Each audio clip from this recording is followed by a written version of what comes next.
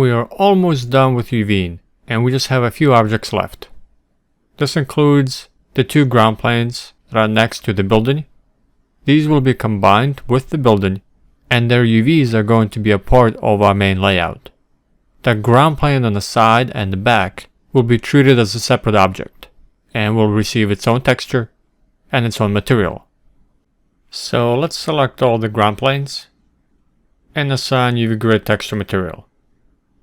First we're going to UV the plane in the front of the store. Select it, and we'll use auto unwrap. Rotate the shell so the UV grid, the numbers, are facing towards where the sidewalk is going to be. And then set textile density. The shell is now done. Position it out of the way, and let's select the other ground plane. For this I'm going to select the face and project on Y. Just a different method, but you could also use auto unwrap. Then again, rotate the shell so the numbers are facing where the sidewalk is going to be. Set textile density and move the shell out of the way.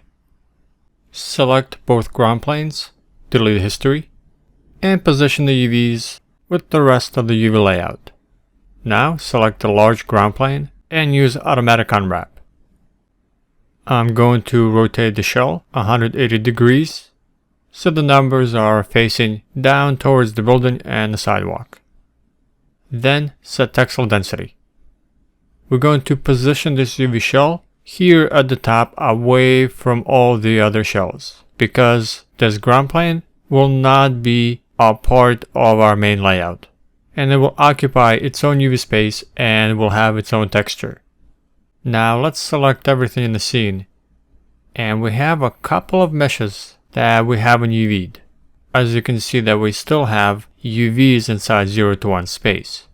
So let's go ahead, select the UVs, and inside the perspective viewport, press F to center on the selection.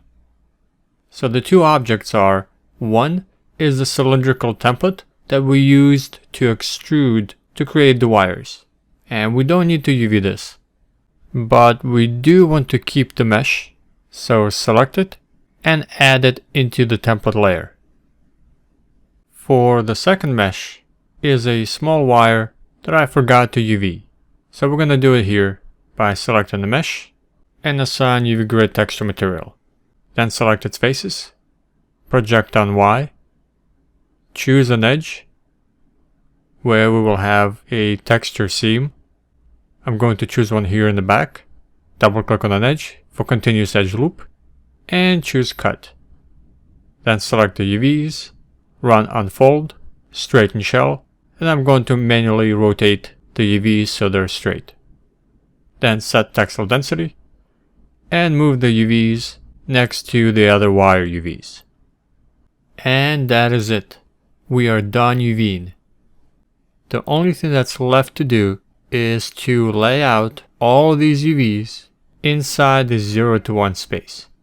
And we are going to do this in the next video. And after that, we'll be done UVing completely.